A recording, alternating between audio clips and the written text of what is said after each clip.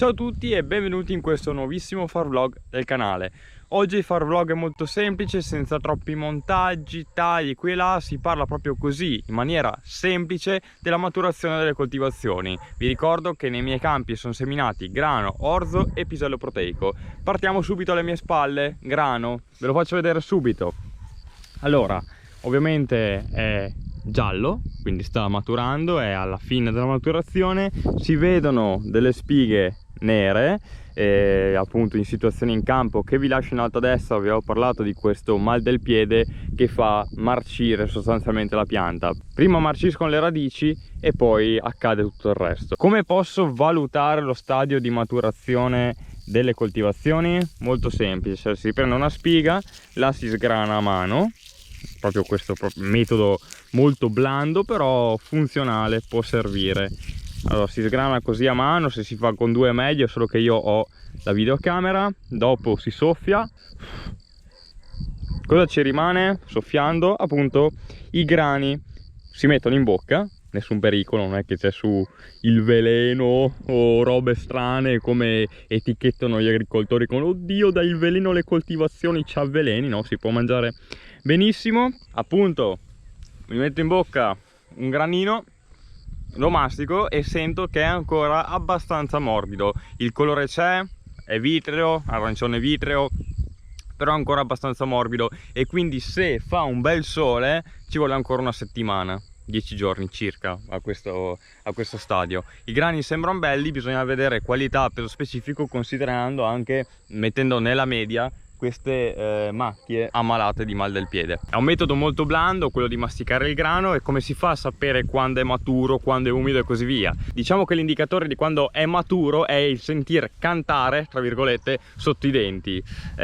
Non è che mettendo il granino in bocca vi so dire l'umidità, però bene o male indicativamente si riesce a capire quando si può provare a trebbiare, perché se è molle ha un'umidità alta, se è molto secco e quindi canta, si rompe sotto i denti, si frantuma coi denti, ha un'umidità bassa e quindi è trebbiabile. Vi ricordo che devo trebbiare grano e orzo al 13% umidità e il pisello proteico anche lui al 13%.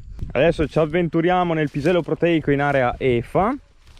Quindi ecco, cosa si può notare? A parte tutte le infestanti, e a proposito di area EFA, mi raccomando, questa domenica episodio speciale di Situazioni in Campo, ore 14 in live premiere, in cui vi parlo dell'area EFA.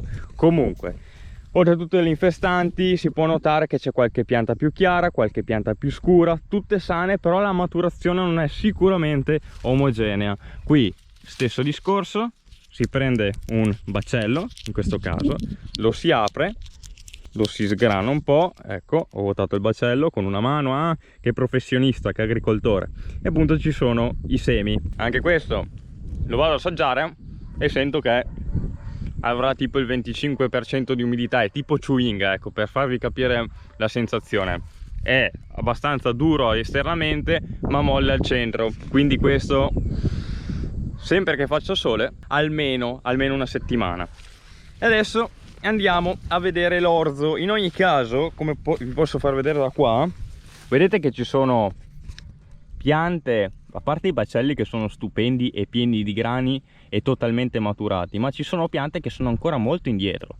Cioè il baccello che ho aperto prima era così, non so, 20 giorni fa, e qua invece ci sono tante piante così, e bisogna aspettare che secchi prima di tutto le piante il più possibile, perché non, diciamo che con questa coltivazione ho già dato fin troppi input e non mi posso permettere pure l'essiccazione, quindi devo aspettare il più possibile che secchi. Ma oltretutto, in questo caso con così tante infestanti all'interno, anche quelle diciamo che quando vengono tagliate e spremute dalla trebbia aumentano l'umidità. Di conseguenza devo aspettare tanto che il pisello si secchi molto, in modo tale che anche se le infestanti danno fastidio al valore dell'umidità, ho una soglia in cui poter operare. Niente, dai, andiamo a vedere l'orzo. Dato che appunto vi ho detto è un vlog molto semplice, non farò tagli, ci vediamo direttamente nell'orzo.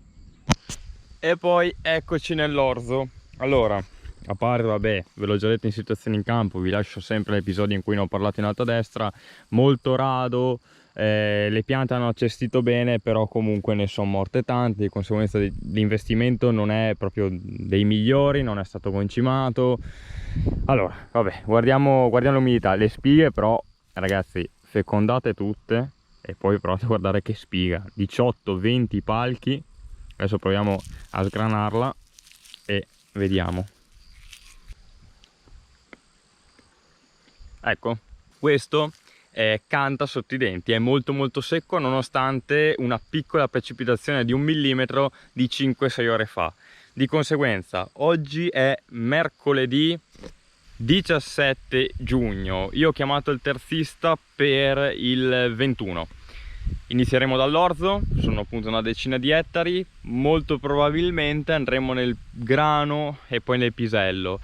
Allora, da quello che dice il meteo, anche l'agrometeo di X-Farm, questo dovrebbe essere l'ultimo giorno di pioggia e poi non dovrebbero più esserci problemi, quindi giovedì, venerdì, sabato e domenica sole, e quindi se farà molto caldo riuscirò a trebbiare, sicuramente l'orzo riesco a trebbiarlo. E poi per tutti i dati sulle produzioni vi rimanderò a situazioni in campo sicuramente. E quest'anno quasi se riesco a farlo, organizzarlo, vorrei fare un sondaggio con tutti voi per unire un po' di dati e vedere alla fine del mese, metà luglio, tutte le produzioni da nord a sud Italia. Insomma sarà una cosa interessante. Dai, adesso vediamo come riesco a organizzarla. Qualcuno nella mia zona ha già trebbiato con delle produzioni che vanno dai 70 agli 80 quintali ettaro, quindi tutti i presupposti per essere una buona annata di media. Nel mio caso non mi aspetto dei risultati del genere, sarei molto felice con una situazione del genere ad arrivare a 60 quintali ettaro. L'importante poi è anche un po' il peso specifico, almeno di 65, 64, 65 per considerarsi pesante, tra virgolette, voce di mercato. E niente, staremo a vedere. Là proprio ve la faccio vedere di sfuggita.